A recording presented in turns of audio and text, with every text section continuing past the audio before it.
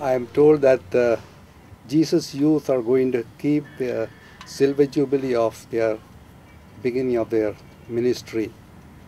And on that occasion, they've asked me to say a few words on the theme of evangelization, how to be more effective in this service. One thing I need to say from the beginning is it is not enough to be personally convinced of the message and convey it with great conviction and great effectiveness, great eagerness, enthusiasm. We must also know the mentality of the other person, the persons or persons to whom the message is conveyed. And in this respect, often we make a mistake.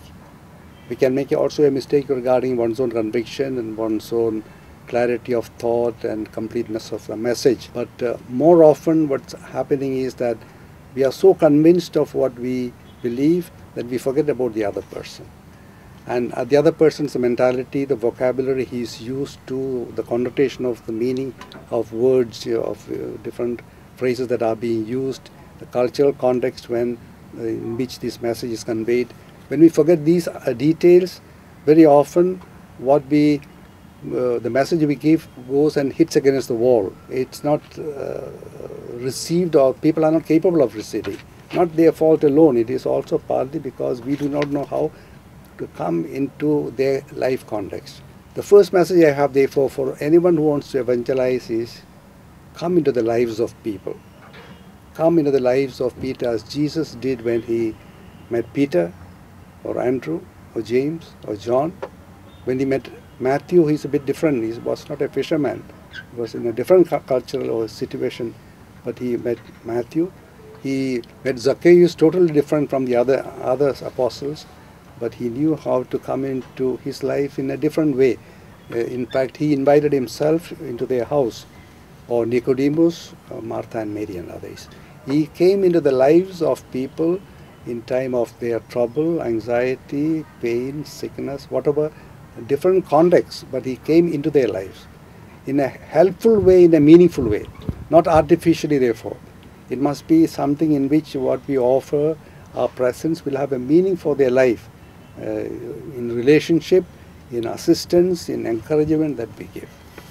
And when we come into their life, offering friendship as well, offering a helping hand if required, we should do not in a way as though you are condescending to somebody who is minor, lower, less informed, less instructed, but as a colleague and a friend who is equally competent in variety of ways, but who at that particular particular moment of time appreciates your goodness, your kindness, the service that he can offer. So not in a patronizing way, but in an encouraging way and in an uplifting way. And once you come into the life of an individual or some persons, we discuss things in such a way as to interpret the life situation in which they live. There may be exploitation, there may be tensions, there may be family tensions, there may be personal difficulties, individual's own problem. Whatever be the context, we begin to interpret that problem in the life of faith, but not as though a superior person instructing the other, but as a friend sharing one's conviction, that in this difficulty, this is how I understand. And this is what my faith tells. If that person is open to that kind of a phrase that this is what my faith offers. And you'll always find, or very many times you'll find, that's what they're looking for. First, you might be offering ordinary friendship. Second stage, they may be looking for solutions to problem at a higher level, not only the immediate context, but offering the motivation, purpose, meaning, and so on.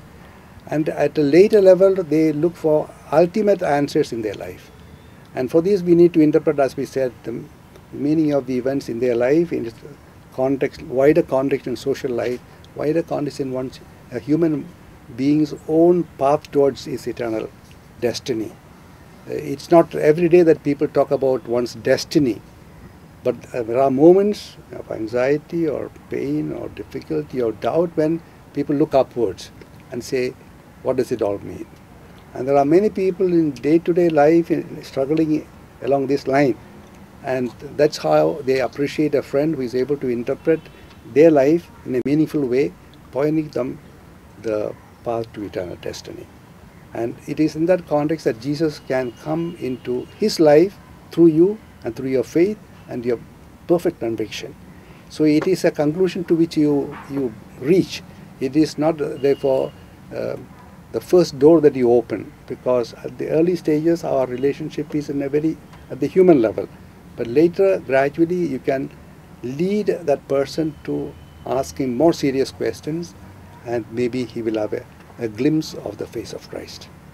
Thank you. Your Grace, I found your thoughts on witnessing lifestyle very challenging. I think that's what we are trying to do in Jesus Youth also, like being relevant in wherever we are placed. But I feel in the urban context there's always a chance of being stuck in your comfort zones.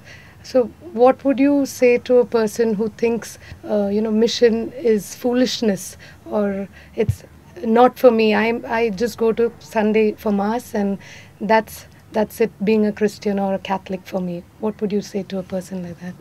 We should tell him probably what Saint Ignatius of Loyola told his followers, something more.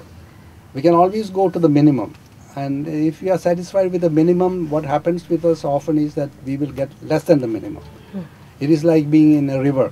If you are not making an effort to keep up, you are not only going, you are keeping steady in the same place, we are going backward. And so in life we have to keep on struggling. That is the law of life. Whether you want to be successful in business or in politics or any other field of life, we need to keep struggling. So the one who says, I would like to do a little more than the minimum, he will find motivation to do more and more. Then you find joy in achieving something. It may be in the ordinary civil field or in the home field, but also in the spiritual field. And achievement always motivates you to achieve more. And